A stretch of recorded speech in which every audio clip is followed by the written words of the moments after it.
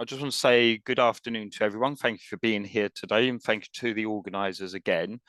So I'm here today to talk about women in philately from the 1860s right up to the modern day. And of course, that's a vast subject covering a range of areas. And I can only at best give an overview. If there's anybody you feel I've missed or someone I should have mentioned, I apologise. Just selections always a challenge in these type of formats. So we're all just why isn't that working? Hold on.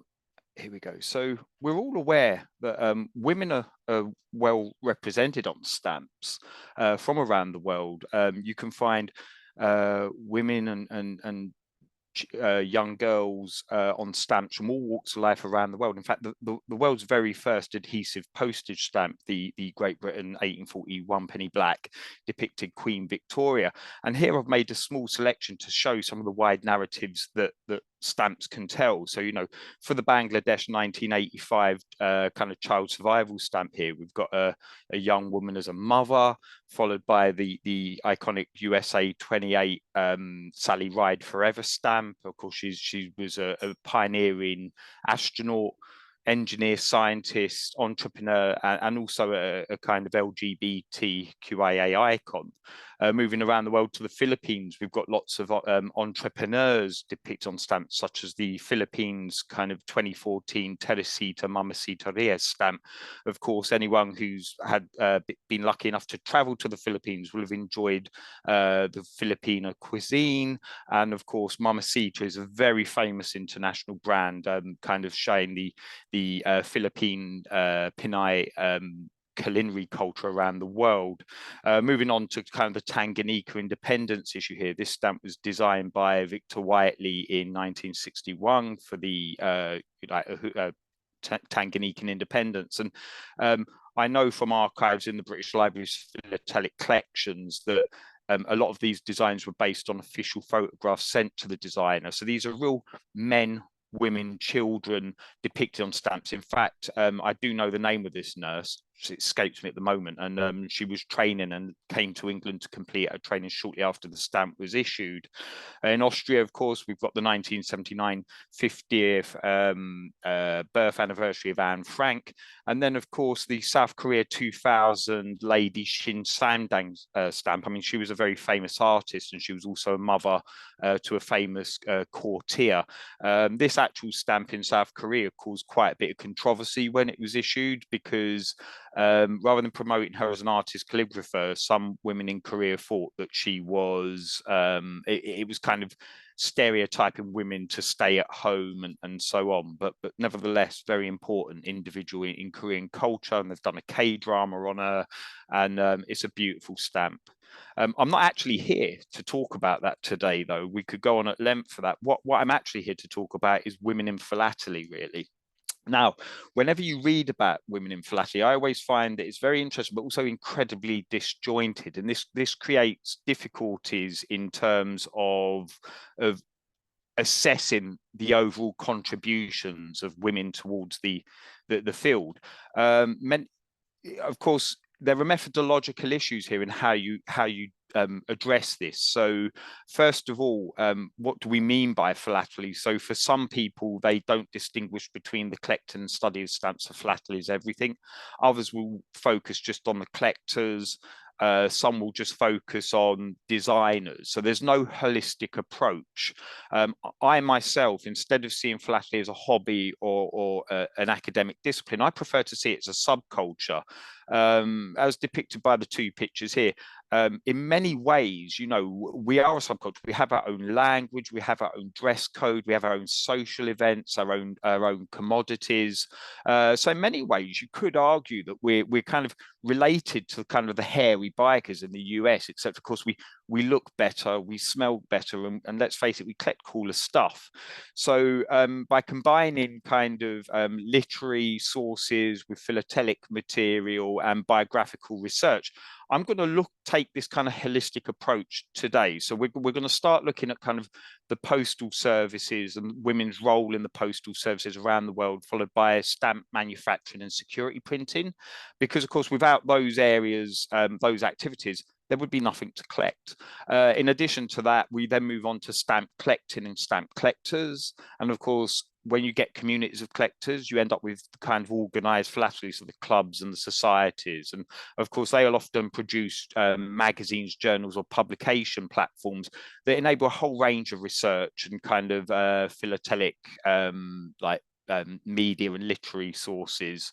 And then, of course, over time, various institutions around the world have collected and curated and made available such material. So I'd then like to look at women's roles in philatelic curation, and then finish off with a brief kind of overview on kind of women's roles in the philatelic economy, so philatelic trade.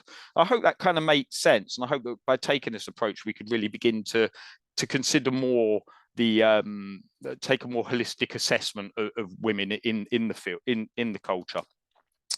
So to start off with the postal service, women, did you know that women have long played a long role in the postal service from you know the 19th century right the way through.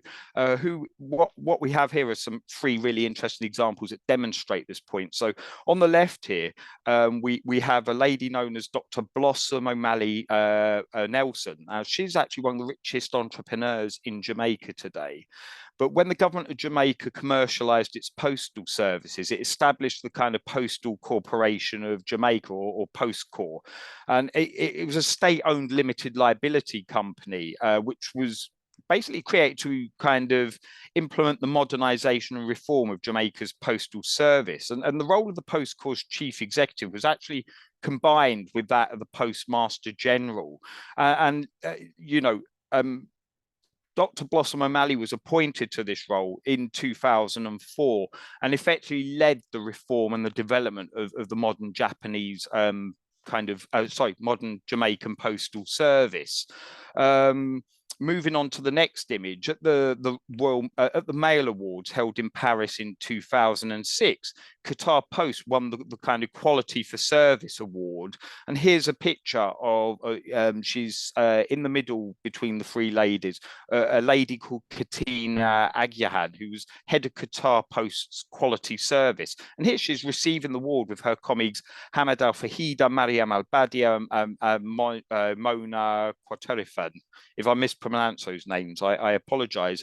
And even more recently, you know, in 2008, a census was taken of the post office's workforce in Kazakhstan, and it was found that women made up 75% of the post's workforce. That's quite an amazing figure, I think.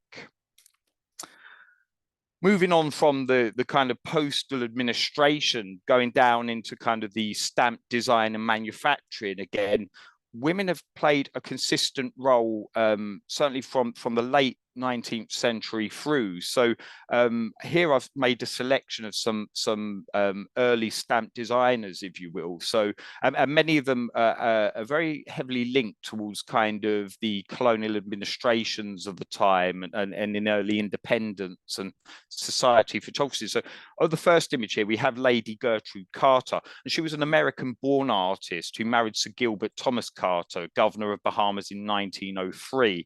Now the couple moved to Barbados in 1904 when Sir Gilbert Carter was appointed governor and commander-in-chief of Barbados. And she was responsible for creating the design of the 1905 olive blossom stamp showed here. Of course, the date of commemoration on this is wrong, but it's one of Barbados's most attractive and most beautiful stamps, and I'm sure you would agree with me on that.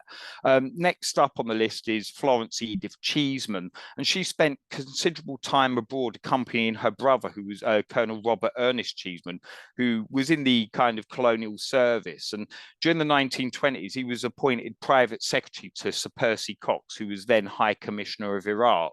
And in Iraq, she was painting portraits and scenes of Iraqi life, some of which graced the kind of the vignettes of the half 1, 4, 6, and 8 anna, as well as the 2, 5, and 10 rupee stamps for Iraq's kind of 1923 to 1925 definitive issue. In Ireland, meanwhile, newly independent in 1922, Millicent Grace Gerlin designed the design here, which was on the 2.5, 4, and 9 pence denominations of Ireland's historic 1922-34 definitive issue. Now, Millicent Grace Gerlin, in addition to being a stamp designer, was really talented across a range of formats. So she was born in 1901, and she studied in Waterford. She studied at the Technical Institute at Portadown, and she was a designer specialising in crafts, enamelling, metal stained graft, as well as book illustrations. So really multi-talented individuals we have here, which I think is really cool. And then next up we have Dorothy Frances Edith Wilding, who was a highly sought after professional photographer with offices in London and New York. As a high society photographer, of course, in the 1920s to 1950s, she took several royal portraits, including the one which graced the Britain, Queen Elizabeth II's Great Britain 1952 definitive issue shown here. It's not just European women involved in stamp design, of course. I mean, around the world, here we have China's very first female stamp designer, Lu Tianzhao. She was born in 1934 and grew up in Shanghai and enrolled at the Hangzhou State's Art School in 1950 before transferring to kind of the Central Institute of Fine Arts, studying under prominent artists and stamp designers like Zhou Lingzhao and Zhang Ding. Graduating in 1954, she was assigned to work for the Ministry of Posts and Telecommunications to design stamps for the Chinese Post. By her retirement in 2001, she had designed or collaborated in the design and development of 70 different stamp issues, and they totaled over 260 separate stamp designs covering core aspects of China's history and development during the second half of the 20th century. And what I've selected here are several of those designs. So the first stamp shown, the pylon, was our very first issued stamp design, and it's commemorating the development of the electric pylons as part of China's early 5-year plan kind of development. In the middle, we have our iconic ancient Chinese coin stamps that were issued in the 1980s, and then her last ever stamp issued in 2001 commemorating China's entry into the World Trade Organization. So as you can see, and she's also designing for a range of printing processes from recess to litho to photogravure. So really wide range of material. Moving across the Pacific, so to speak, in the US, we have another famous stamp design called Gyo Fujikawa, and she was born in 1908 in Berkeley, California, and moved into LA in 1926 to study and work as a promotional artist for Walt Disney. So she was involved, for example, in the promotional material for Fantasia, for example. Now, in 1941, she'd moved to New York, and in doing so, actually avoided forced internment in the West Coast during the Second World War, although her parents were. And she worked in New York for a pharmaceutical company before going freelance in 1951. And she became a prolific children's book illustrator and writer, but she also designed several stamps for the USPS, which includes the 1966 kind of Beautiful Places issue, which you can see here. And I love the kind of delicate colors that you'd expect from kind of Japanese art and design, but within this kind of Western setting. So it's a fusion of various artistic traditions, I think, that make these some of the most unique and attractive pieces for modern US stamp collectors. Moving again, slightly further south, we have at the top here Martha Pop, and she was born in Rio de Janeiro and attended painting classes at the Fine Arts School there, and went on to become employed in the engineering section of the Post and Telegraph Company in 1967. With the creation of a philatelic department in around 1972, she was transferred there, working there until her retirement in 1995. And during her career, she designed quite a few stamps for Brazil, such as the Brazil 1982 Lubrapex stamps here, showing kind of musical instruments and that kind of carnival feeling, as well as the 1990 Brazilian film issue, which I think is actually again, very beautiful range of design and printing techniques. In addition to stamps, you know, she was responsible for postal murals and again, other works of art. You'll very rarely find any stamp designer, whatever the gender involved in just stamp design. They work across a range of things. Moving south, we have Pierre Lambert below her here, and she studied at the École Beaux Arts in Poitiers in 1943, and then moved to the Paris School of Design and Applied Arts before kind of finishing off her education at the École Etienne. In addition to art and banknote design, she creates some of the most kind of charming stamps for the Republic of Congo, Monaco, and France. There's just a couple of them shown here with, you know, famous Puss in Boots, and again, visually quite powerful, quite complex designs, quite striking. I think you would agree. Sadly, during the war, she lost her brother. So in addition to being a talented artist who's still living and producing a range of works on ivory and other things, you know, she has in the past struggled with her mental health, and but I think nevertheless overcome that, and her contributions to philately art and culture in general are self-evident for me. From Africa, we have Ira Olaide Abinwanda Adeyeye, and if I've mispronounced that name, I do apologize. But she's an incredibly important stamp designer for Nigeria. She was born in 1943 and she lived in the UK. She studied at Goldsmiths College, University of London, which is one of my alma maters. So I feel there's a bit of a connection there. And then went on to work for Thomas Delarue and Company in the in their security printing area. She was headhunted by the Nigerian Security Printing and Minting Corporation, and went on there to design numerous stamps for Nigeria, including the kind of Nigeria 1988 25th anniversary of the Organization for African Unity. In fact, African stamps, I think, are a lovely form of Pan-Africanist art sometimes, and this is a great example. In addition to that, she also designed the stamps here for UNICEF, the kind of care of United Nations Children's Fund 40th anniversary. And by the time of her retirement in 2002, she'd moved up the kind of managerial train to be kind of the assistant general manager and eventually head of the graphics section there. So quite an illustrious career. And in her retirement, this is her 75th birthday a few years ago, she's still producing art and exhibitions, promoting kind of various aspects of Nigerian culture to this day. And then of course, you know, some of the most important stamps for African American culture, of course, are the iconic Kwanzaa stamps that were issued by the US Postal Service. And the very first Kwanzaa stamp, issued in 1997, was, of course, designed by the prolific artist, actress, entrepreneur and educator Cynthia St. James. In addition, one of the ways I encountered Cynthia was actually through her very iconic book design and very iconic artwork. So she's famous for producing the cover of a famous novel called Waiting to Exhale. And of course, Whitney Houston made a film for that in the 90s. Well, she did the original book cover design. And in addition to this US 1997 Kwanzaa stamp, and more recently, in 2016, she also designed the Kwanzaa Forever stamp. So again, still making contributions to philately in that way. Moving from the design to get into the more kind of other areas for security, particularly engraving, we have here Maria Magdalena Laurent, who was born in Milan, Austria in 1938. Between 1953 to 56, she studied at the National Technical School in Steyr and joined the Austrian National Bank in 1957.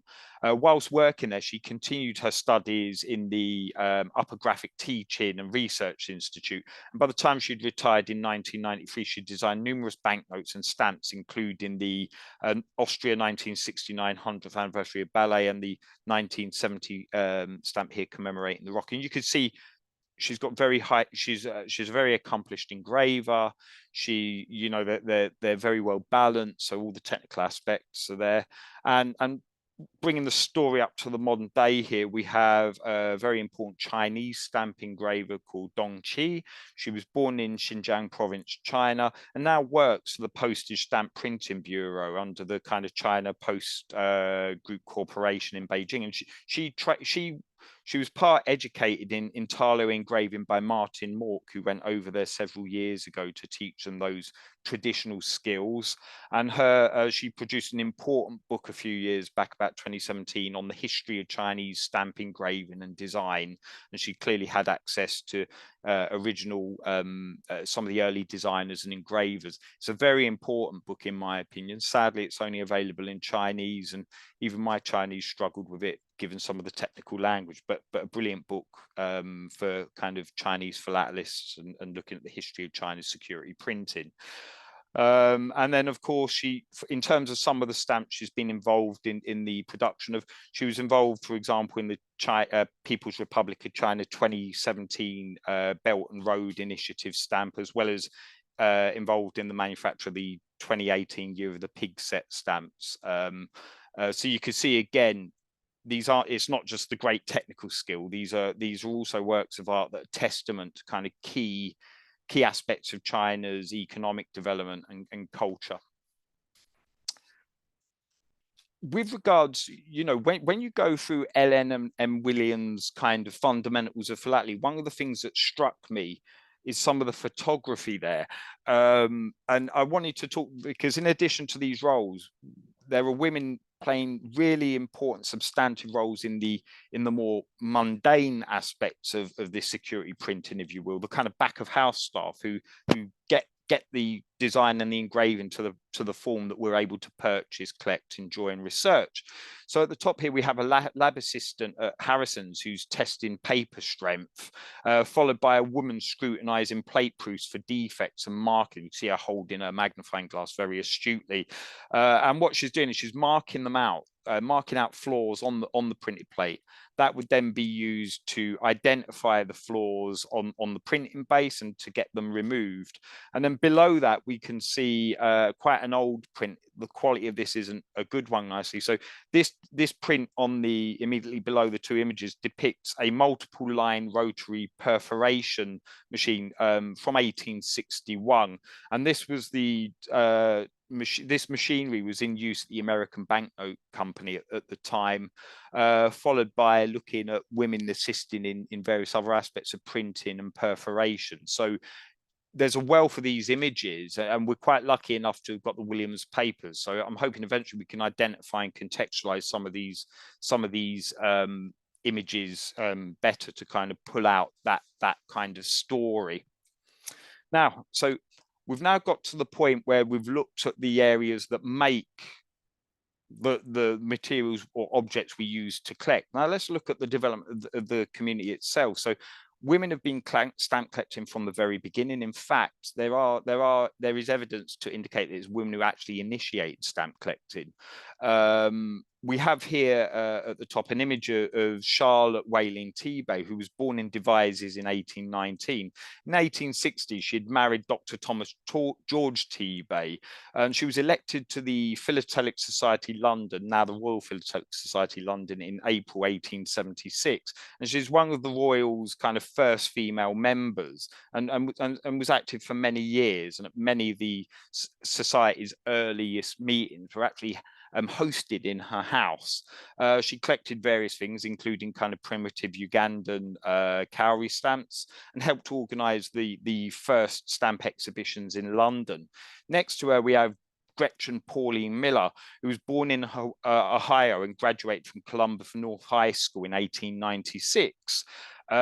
She attended Ohio State University, graduating in 1900. She was an ardent collector of what would be now kind of postal stationery, possibly postal history. So we know she was collecting postcards, souvenir cards, envelopes, and she was also the review editor of the Buckeye Philatelist. So again, you can see how women aren't just in one lane. I've selected these here to show particular aspects, but they're often working across a range of areas.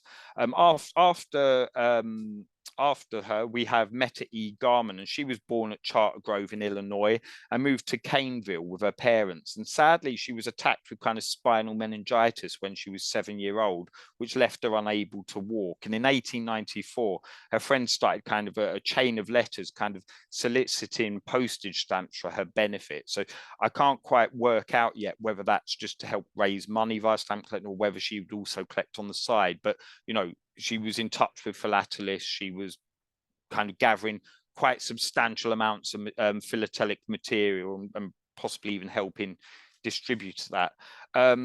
After her, I mean, it's not just women. We've got to remember there are children, like little girls, who are also involved in stamp design, who are also collecting stamps. And here I found a lovely account in a thematic exhibition journal from the early 2000s, with an account written by Prashanitini Shantakumar, and she collected stamps as a child. This is the picture she posted with her essay, and she was attracted to stamps by their kind of vibrant colors and designs. And in 2001, the London Tamil Centre in London established a stamp club where she viewed thematic collections and got into more intricate forms of collecting. So she found them great to aid her studies, and she developed kind of thematic collections covering music, dance, the British monarchy, scouts, and the guides. And I find these accounts of why I collect stamps are great. I'm currently looking at ways to extract these accounts from kind of philatelic literature to build a big database that we could kind of do corpus linguistic research to underpin the kind of psychology of collecting a bit more, because it is quite a long-standing literary trope or genre, if you will. Next up, we have a lady I admire and respect, and I count as a friend. This is Berta King, and she's a long-standing member and fellow of the Royal Philatelic Society. She really doesn't need introduction, but she was actually introduced to Philately by her husband, my friend Chris King, and went on to develop and fell in love with the subject and developed gold-winning collections on the themes of Denmark, conscious conflict, and camps from 1942 to 49, as well as one on refugee camps in Denmark from 1945 to 49. She's incredibly intelligent, incredibly driven and eloquent, and does a lot for organized philately as a whole, in addition to her kind of collecting pursuits. And a lot of people often go, well, women, they're not really collecting properly or whatever. I beg to differ. Here we have a 19th century pin of Sybil Wyndham. Of course, we now know her as Sybil Fitzgerald, and she formed an outstanding collection of world pioneer airmails to the 1930s, which she donated to the British Philatelic Collections, then at the British Museum, in 1947, was eventually, it's now part of the British Library's Philatelic Collections. And some of the material in there, the postal history, the philately, is stonkingly iconic. There's no other way to describe it. And to illustrate this point, we have here one of our most iconic, one of Philately's most iconic stamps, which is the inverted Jenny. This is the British Library copy, and this comes from her collection. In addition to that, she liked the kind of 1933 Spain's 1933 Goya commemorative issue, and she liked the stamp so much she actually bought the Goya etchings, which are also in our collection. So I wish I could collect like that. Moving on to more organized philately. I mean, starting with kind of the nuts and bolts, for there to be clubs and magazines, of course, you need patronage, you need finance, and of course, that kind of high level support. And there are two very prolific women of royalty involved in philatelic patronage. For the purposes of some from Britain, obviously, Her Late Majesty Queen Elizabeth II, she inherited her kind of father's and grandfather's collection, the Royal Philatelic Collection, and throughout her life, she was a patron of the Royal Philatelic Society, London. And you can see on the far right, we're visiting in the autumn of 2019, visiting the newly reopened headquarters for the Royal. Nicola showing her around with Richard and Lenka, who are great, former President Richard Lenka, and showing her around, and So I think that, you know, she had quite an interest. She may not have been active every day in philately, but she certainly kept an eye on it throughout her reign. And I would argue that she actually cared about stamps. I mean, there's that famous quote that in Tony Benn's diary, when they tried to remove her portrait, she spent, something like, was to paraphrase, 20 minutes talking about foreign policy and 3 hours defending stamps. Of course, in Thailand, you have another, her Royal Highness, Princess Undun, and she has been a stamp collector herself. She's a teacher. She collected thematically, but she's also been patron to numerous major exhibitions in Bangkok over the years. And what I love about those is every time they do an exhibition catalogue, there's an image. So here's an image of the princess with a Thai kind of post box. In another issue, she's by a British post box, and of course here she's been led around. I think this was Bangkok 2012, memory serves, with her officials looking at some of the exhibits. Moving on kind of down the kind of chain, so into organised philately. Another major philatelic society, of course, was the Junior Philatelic Society, which counted in the kind of early years amongst its members H.P. Terry, shown here, who was the secretary of the Junior Philatelic Society. In the middle, we have an image of Beatrice Bachmann, who was chairman of the FIP section for astrophilately between 1985 and 2000. And she was also a founding member of the Society of Space Philatelists in Zurich, Switzerland in 1969.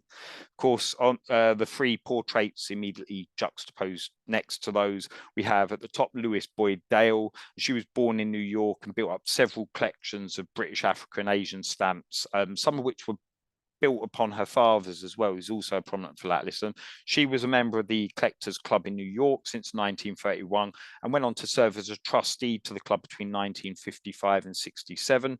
She was the first woman to serve as a judge at an international exhibit, that was a FIPEX one, and she was also the first woman made an RDP in 1956. Of course, directly below her is Jane Mowbray, who was the first female president of the Royal Philatelic Society in 1996, and of course went on to sign the RDP herself in 1997. And then at the bottom here we have Kay Goodman, and she was incredibly active in the British Philatelic Federation and Congress. She was involved in the Melville competition from 1962, served as chairman of the committee between 1976 and 82. She organised junior days at the Middlesex Federation from 1962-63.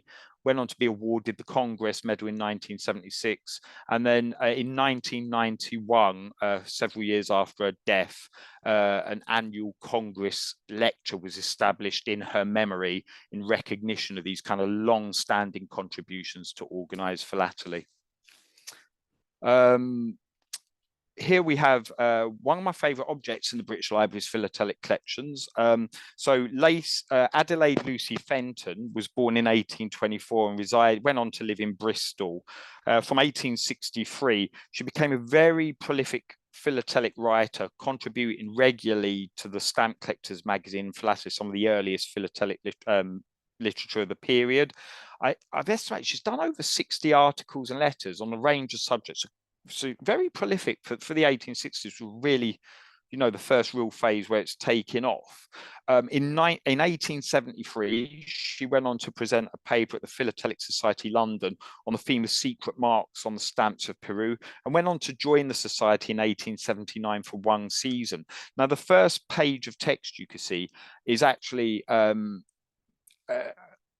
this volume actually belonged in her collection. So the Royal Philatelic Society have a few volumes, but so do we. So the Stamp Collectors magazine presented her with an official copy of the journal, which included her articles. And this is a lovely object because it's interleaved with correspondence, pages with research notes. And in fact, on this very page, you can see her using stamps to look at the postal cancellation mark. So, you know, to actually have one of her items in the collection is good. And we've got other examples of non-philatelic books she donated in the library as well. That's followed up by an American writer who's just as important, Amy Louise Swift, who's shown here riding a bicycle. She was a passionate fan of the bicycle. She was born in New England in the kind of 1880s, 1870s, 80s. And she went on to be a philatelic writer for several magazines. So she would produce serious philatelic pieces, editorials, quite outspoken on a range of philatelic subjects, but she was also a philatelic writer of fiction.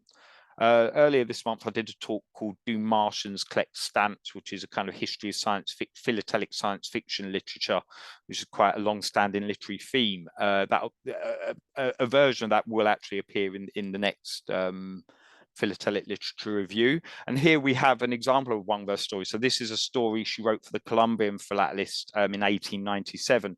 She was very prolific, writing well over 100 articles between the 1890s to 1910. And this one here is a science fiction story set in the year 3002. Remember, it's written in 1897. And she's meeting the female reporter in the story is meeting an archaeologist who's excavated New York that had been destroyed, 1,000 years earlier in a big earthquake, and they light upon a philatelic street of dealers and how they understand stamps. It's quite a good laugh, actually. But moving on, of course we have a range of other writers bringing us right the way up to the modern day. So Barbara Mueller, for American philatelic historians, needs no real introduction. I mean, she was born in Wisconsin, educated at the University at Wisconsin, and was a philatelist from childhood. So she was very passionate about kind of all aspects of postal history and US philately in general. Went on to be kind of the chairman of the US Philately, the postal issue. Let me read this. Bureau Issues Association Committee on Postal History and Markings. Sorry about that. She went on to win several prestigious medals and was a prolific philatelic author wrote a book, wrote lots of articles for US magazines from the 1950s onwards. And then directly below her, we have a writer or an academic who is kind of pioneering the subject and the subculture into mainstream university research. So Megan A. Navarro holds a degree in cultural anthropology and actually worked at the Smithsonian, assisting in a project called The Indians at the Post Office. It was a digitization project, and she wrote several articles on some of her research for the Congress books and so on. In the middle, we have an article on Alice Hamilton, a policy pioneer, and this is written by Kathy Hall. Now, during the 1980s, there was a gay and lesbian history stamp collecting club formed in 1981 by Paul Henman. They very quickly formed a journal called Lambda, which wrote about gay and lesbian history through the stamps. So what they're doing here is they're using stamps to reclaim their lost history, if you will. And Kathy Hall was a regular contributor who focused on women's history or lesbian history in Lambda, which makes not just her writings important, but the magazine as a whole. This is looking at the way that the stamps can be used and help understand the world, but also bring a cohesive community identity within underrepresented communities, and women are again at the forefront of that. I mean, Henman's definitely a pioneer philatelist, but I would argue Kathy Hall's in many respects is a pioneer in the same way. I'd love to find out more about it, so please, if anyone knows, do get in touch. Bringing the story right up, of course, we have in recent years a range of kind of digital platforms publishing philatelic content. Some of the more fun and interesting ones are actually by women, so colleagues working at Philately Things, and of course Stamps with Sarah, who's working in Asia. And I've got some of their pages here for YouTube. Do check them out. They're often quite well researched and informative, many of these platforms, and they're quite, it's nice to see that even in the digital age, Philately's going off in keeping up with the times, and women are again up there with the men, making sure and safeguarding the future. So at this point now, I'd like to turn to philatelic curation because, of course, over time, there are philatelic museums and organizations that house massive collections in their own right. And what I wanted to do here was kind of talk about, well, in terms of the British Library's philatelic collections, did you know that the very first female curator ever appointed to work at the British Museum worked with the philatelic collection? So my predecessor, you know, back in 1895 was Jane Hamilton, who's shown here. Now, Jane Hamilton was born in Hackney in the 1870s, and through mutual connections met the new Sir Edward Morne Thompson, who was the keeper of the Department of Printed Books at the British Museum Library. And in 1895, she attended a job interview to assist Edward Denny Bacon in the arrangement of a mounting of the recently bequeathed Tapping collection. So here's a page from one of the collections she had a hand in developing. The interview 30 years later, in the 1930s, she was interviewed by Stamp Collecting Weekly, and she talks about a job interview where they say to her, can you do dull and repetitive tasks? And she replies, well, I can sew and I play the piano. And they're like, right, you've got the job. And they get her in. And then for the next few years, she's working on this iconic, really important global philatelic collection, helping arrange it, help mount with Bacon. She wasn't a philatelist per se, but she certainly appreciated the significance of the material. And like I say, was a pioneer female philatelic curator. There is an incident in the interview where where she was the first woman, they forgot to pay her, and there was a pay gap, of course, as well. So one day she says to Bacon, when do I get paid? And he was like, what do you mean? You haven't been paid yet? And they have to set out. And we're lucky enough in our collection to have some of her original pay slips, which is really cool. I can't talk about curation of philatelic collections in Britain without mentioning my close friend Nicola Davies, who's currently the head of collections at the Royal Philatelic Society London. So Nicola did a spell in the Welsh post. She was a postwoman in Wales. Went on to get her library qualification. She's worked for various public libraries and specialist libraries like legal libraries, and then several years ago, quite a while ago now, it must be coming on 7-8 years, if not longer. She'll tell me off for not knowing that. She was employed at the Royal Philatelic Society London, and she was fundamental in transforming the library from a kind of library situated with open access into a proper academic library. I'll show the transformation of the library that's moved to the new site in the images below her. And here she's putting out, it looks, I haven't got my glasses, it looks like a dandy roll she's putting on display at the, I think this was Stockholmia. So brilliant curator, full of energy and quite a force to be reckoned with, actually. We hit it off because of our love of Coca-Cola.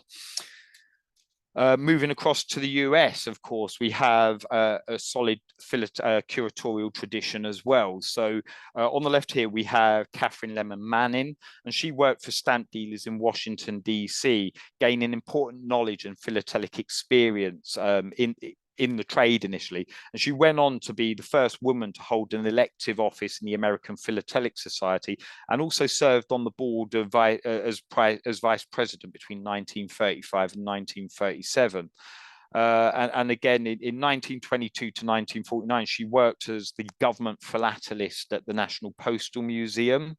And again, in 1949 to 57, was named the post of Curator Emeritus. So she worked at the National Postal Museum with the collection with the UPU. She also fraternized with a very famous stamp collecting president who needs no mention, and again, won awards and was very active, not just curatorially in the community. And again, another lady who I've had the pleasure of meeting and I think is absolutely amazing, of course, is is Dr. Cheryl R. Gantz. She's a lifelong collector, became interested in Zeppelin mail at a young age. She went on to join the Smithsonian National Postal Museum in 2005 and became chief curator between 2007 and 2014. She was a long-time member of the American Philatelic Society since 1976, has served as its board of director and president, and of course she also serves as vice chair of the U.S. Postal History Services Citizen Stamp Advisory Committee, and quite rightly was signed the RDP in 2018. I have a brilliant story about the first time I met Cheryl in person a couple of years ago, and there was a massive storm, and I mean it was like gale force outside, and we were meant to meet, and there was advice not to go in, but I thought, well, I can't just leave Cheryl stranded out in this, so I went in case she turned up, and lo and behold, Cheryl turned up. Come hell or high water, hurricanes or whatever, Cheryl was there. She did her research. I said, you know, it's quite amazing. She says, well, you know, I come from Chicago, the windy city. It was just such a throwaway comment, and a great sense of humor, and knowledge and enthusiasm is positively infectious. Going on to kind of the philatelic trade. This is actually an area I know much less about, something I've started to work on. And again, we're finding evidence of consistent contributions in the philatelic economy. We have here Miss Rose Titford. Of course, she was known later in life as Rose Saunders. She was born in London and started collecting stamps when she was about 11-year-old. And her main interests, among many, were kind of the issues of Austria, Brazil, Shanghai. She joined the Royal as a clerk in 1921 and went on to kind of take over secretarial duties in 1928, and eventually worked in the expert committee in various kind of roles for about 36 years. She was a member of various philatelic clubs and circles, including the British West India Study Circle. And there are, when you go through some of the stamp literature of the 70s backwards, you can often find she's advertised she's clearly involved in the philatelic trade. Another person who I've had the honor of meeting, of course, is Anna Lee. I've only met her once, and I was immediately impressed. She was born in Shanghai, raised in Hong Kong, studied in kind of the US and England. In 2001, she went on to establish the Philochina Limited in Hong Kong, and became a kind of major philatelic auctioneer. I mean, in addition to kind of being a major philatelic dealer, while researching this, I found something totally cool. If anyone's a fan of Bruce Lee and the Kung Fu movies, like I am, I was absolutely astounded to discover that, you know, just over a decade ago, she actually auctioned Bruce Lee's iconic yellow jumpsuit and nunchucks. So I'm like, you know, she's absolutely cool as a philatelic like trader, but also for that alone, for me, she's like a commercial goddess, I think, you know. And of course, I'm going to wrap it up a bit. We can't not mention Suzanne Ray, who was working with Art Stamped in 2015. In 2018 to 21, she was made chairman, or chairwoman, I should say, of the PTS and Stampex International. Since 2021 to now, she's the managing director, and she's been a director of the Royal Philatelic Society London since 2023. So one of the things that a talk of this nature can't really cover is that, of course, there are going to be variations. In my initial research, for example, I found that I didn't really have much trouble finding out about East Asian or Israeli or Australian or American or European or even African, but I did find it very difficult finding anything out on women from South Asia or the Middle East. That could be a language-based limitation in my research. I don't know. My point is that it's not all flowers and roses. You will find misogyny, you will find sexist advertising, you will find inappropriate jokes and humor in the literature of the period. And of course, look, I used the late Frank Wharton's excellent book on the membership of the Royal Philatelic Society. It's not complete data, but you can see from these two tables between 1879 and 1939 how you know, the rise and fall of female membership, that, you know, in the kind of 19th, early 20th century, but after the First World War, how there's been a steadier kind of increase. So there are highs and lows here. in this material, and that would require more in-depth research. Nevertheless, I wanted to end off that women are doing very well in philately and in the world generally. So the image next to these kind of boring graphs, if you will, is an image made in 2008 showing the female representatives from every corner of the world who were representing their country's postal service or authorities at the UPU sessions in Bern that year. Are women a minority group in the philatelic subculture? Yes. But one thing I think we could all agree on here is how women, although in a minority, are consistently punching above their weight in terms of contributions in all aspects of philately. So I think I'll leave it there. And I'd like to thank you very much for being here and listening.